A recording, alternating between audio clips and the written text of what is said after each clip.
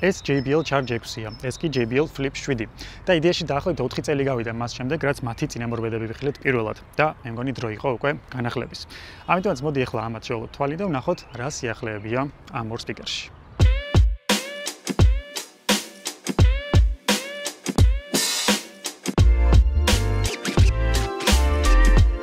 მოდი ჯერ Charge 6-ით დავიწყოთ, რომელიც იდეაში რაც არ უნდა იყოს მაინც დიდი ზომის სპიკერია, მაგრამ მაინც ინარჩუნებს პორტატული სპიკერის წოდებას, იმიტომ რომ ძალიან მარტივად შეგვიძლია ჩანთაში მოვათავსოთ და ისე წავიღოთ სადმე, მაგრამ ოკეი, ვიზუალურ მხარეზე დავიწყოთ ჯერ საუბარი, იმიტომ რომ ვიზუალურად პრინციპში იგივენაირად გამოიყურება, თუმცა განახლებები გვაქვს და ალბათ ეგრევე თვალში აი ეს საკიდი მოხდებოდათ, რომელიც იდეაში წინა მოდელს საერთოდ არ ქონდა და ეხლა უფრო მეტად შეგვიძლია ეს სადმე წავიღოთ, იმიტომ რომ ხელშიც ძალიან მარტივად შეგვიძლია დავიჭიროთ და რაც არ უნდა იყოს, რა მეგონი საჭიროა, რომ პორტატულ სპიკერს ქონდეს თავისი საკიდი.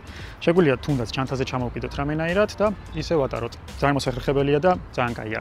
რაც არ უნდა იყოს, მოხსნა შეგვიძლია თუ არ გჭირდება და ხო, საკიდია მეტი რა უნდა თქვა, არ ვიცი. ასევე სასიამოვნო განახლება, რაც გვაქვს ამაში, არის აი აქ ქვედა ნაწილზე. იმიტომ რომ წინა მოდელზე არ ვიცი გახსოვთ თუ არა, მაგრამ უბრალოდ ეს რამდენიმე ზოლი ქონდა სილიკონისგან გაკეთებული, რომელიც მაგიდაზე როცა იდო ძალიან მარტივად ყირავდებოდა და რაღაც მომენტებში თუ კაი ბასი ქონდა სიმღერას, დიდი შანსი იყო იმის, რომ გადმოვარდებოდა მაგიდიდან ან ნებისმიერი სხვა ზედაპირიდან. ამ შემთხვევაში უფრო განიერი გახდა ეს ადგილი, უფრო ბრტყელია და უფრო კარგად თავსდება მაგიდაზე, უფრო მყარად არის. თან აქაც სილიკონისაა, რა თქმა უნდა, ეს ყველაფერი, ანუ სადგამები და უფრო მეტად მყარად არის, ვიდრე წინა მოდელი იყო. და ასევე ერთგვარი განახლებასავით გავიკეთეს აი აქ, სადაც ეგრეთ წოდებული პასიური რადიატორებია, ანუ დინამიკის კუთხეში და აქეთა კუთხეში. ეს ამოწეული ფეხები რაც არის, ადრე ქონდა 3 ცალი და ეხლა გვაქვს 4 ცალი. ანუ რეალურად უფრო მეტად დარტყმა განძლი გახდა ეს სპიკერი. და დაგვიმატეს ასევე IP68 დაცვა ამაზე. მორჩა, ვიზუალურად პრინციპში დანარჩენი იგივენაირად გამოიყურება. ეს ნაწილი ისევ და ისევ რეზინისგან არის დამზადებული.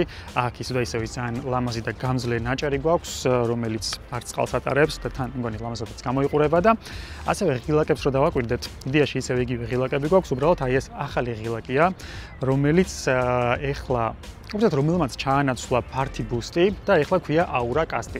ანუ მარტივად რო გითხრათ, ადრე თუ შეგვეძლო Party Boost-ის მეშვეობით ერთნაირი სპიკერები დაგვეკავშირებინა, ეხლა Aura Cast-ის მეშვეობით შეგვიძლია სხვა სპიკერები დავაერთოთ, რომელსაც აქვთ იგივენაირად Aura Cast-ის ღილაკი.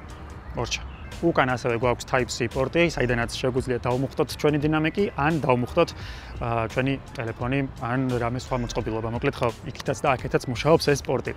ელემენტს რაც შეეხება, უწერია რომ 24 საათის განმავლობაში მუშაობსო, მაგრამ 24 საათის განმავლობაში მუშაობს თუ ალბათ 70-75% იქნება ხმა აწეული, თუ 100%-ზე აუწოთ, მაგ შემთხვევაში უფრო ნაკლებ დროს იმუშავებს, რა თქმა უნდა, და სწრაფი დამუხტვის ხარდაჭერა აქვს, სადაც 10 წუთის განმავლობაში თუ დავტენით, მერე 150 წუთის განმავლობაში იმუშავებს ჩვენი სპიკერი. სპიკერი ჯამში 45 ვატიანია და განახლებას რაც შეეხება, ესე ოდნავ არის გაზრდილი ეგრეთ წოდებული საბუფერი, რაც არის შეგნით ჩაშენებული.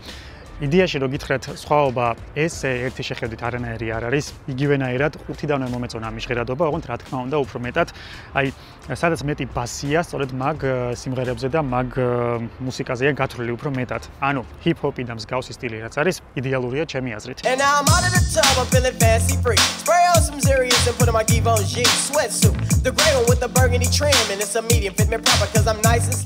ძალიან კაი ბასები გვაქვს, ძალიან სასიამოვნო ჟღერადობა გვაქვს, რა თქმა უნდა, თან ხმა მაღალია, უბრალოდ, რა თქმა უნდა, როდესაც გავუსწრებით დაახლოებით 80%-ს, მერე უკვე საშუალო სიხშირეები რაც არის, ეგენი ვარდება და, ნუ, ისეთი იდეალური ხმა, რა თქმა უნდა, ვერ აქვს. მაგრამ უფრო მომეწონა ის, რომ equalizer-ში ეხლა 7 დონის გასწორება შეგვიძლია და უფრო მეტად მოვირგოთ ჩვენს გემოზე ხმა. ამიტომაც წინასთან შედარებით, უფრო მეტად რო შეგვიძლია ჩვენზე მოვირგოთ და უფრო მეტად მაგალითად წამოვწვეთ ის ხშირეები წინ, რაც თუნდაც მეტალის მოსმენის დროს ან რამე როკ ჟანრის მოსმენის დროს ჭირდება, მოკლედ უფრო სასიამოვნო იქნება ჟღერადობა, მაგრამ ხუთიდანვე, როგორც კი ჩართავ, ეგრევე უფრო მეტად ბასია წინ წამოწეული, რაც თქო უნდა ლოგიკურია JBL-ში. შემდეგ მოდი Flip 7-ზე ვილაპარაკოთ, რომელიც რა თქმა უნდა უფრო კომპაქტურია, ვიდრე Charge მოდელი და ჩემი აზრით იდეალური ყოველდღიური სპიკერია. ანუ არის უფრო დიდი, რა თქმა უნდა, ვიდრე Clip მოდელი თუნდაც, მაგრამ ჟღერადობითაც ბევრად უკეთესია ვიდრე კლიპი მაგალითისთვის.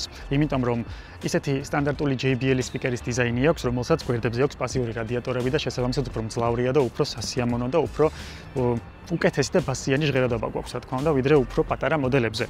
ზომით მოკლედ საკმაოდ კომპაქტურია, ჩანთაში უფრო მარტივად თავსდება, რა თქმა უნდა, და ამაზე ახლა განახლება გვაქვს იგივენაირად სამაგრზე. ადრეც ჰქონდა რა თქმა უნდა სამაგრი, მაგრამ სტანდარტული იყო, უბრალოდ თოკი ჰქონდა. ეხლა კიდე აი აქ ღილაკის მეშვეობით შეგვიძლია აი ეს მოხსნათ და იგივენაირად დავამაგროთ. მაგრამ კიდე მეორე რაღაც მოყვება კომპლექტში.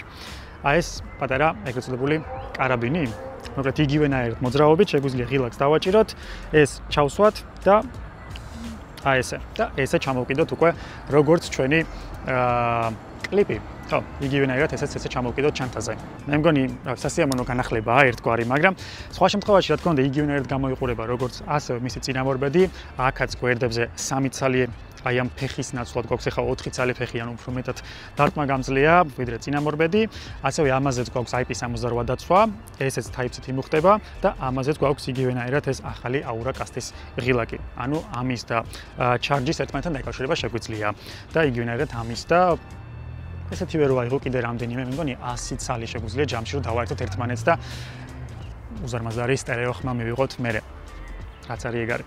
კაი, შემდეგ რა თქმა უნდა ვილაპარაკო მის ჟღერადობაზე, იმიტომ რომ ჟღერადობის ნაწილში ესეთი განახლებული აქვს ხოლმე Twitter-ები, რომელიც ოდნავ არის მომატებული და ოდნავ არის გაძლიერებული.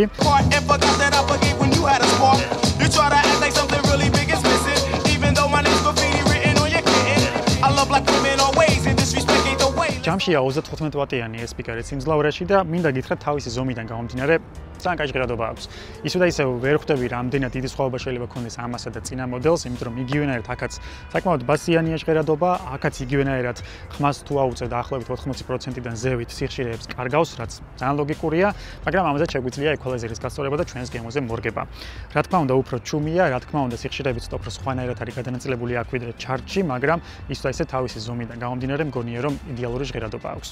ელემენტი გვაქვს 14 საათიანი ამაზე, რაც ასევე ძალიან კაი შედეგია, მაგრამ რეალურად უფრო რეალური იქნება 10 საათი თუ მაღალ ხმაზე მოვუსმენთ ხოლმე მუსიკას და ხო რა, პრინციპში სხვა არც არაფერი. და საბოლოო ჯამში რო ვთქვათ, მე მგონი საკმაოდ სასიამოვნო განახლება გამოგვივიდა, რა თქმა უნდა, წვიმანი განახლებებია განახლებული, მაგრამ საჭირო იყო ჩემი აზრით charge-ზე აი ამ სახელურის დამატება, იმიტომ რომ უფრო მეტად კომფორტული გახდა მისი ტარება გარეთ, იგივენაირად სწრაფად მოხსნადი საკიდები რო აქვს, ესეც ძალიან მოსახერხებელია და რავი, დაწერეთ რას ფიქრობთ თქვენ ახალ JBL-ის სერიაზე, მე დაგემშვიდობებით და ჩვენ შევხვდებით შემდეგ ვიდეოში. ნახვამდის.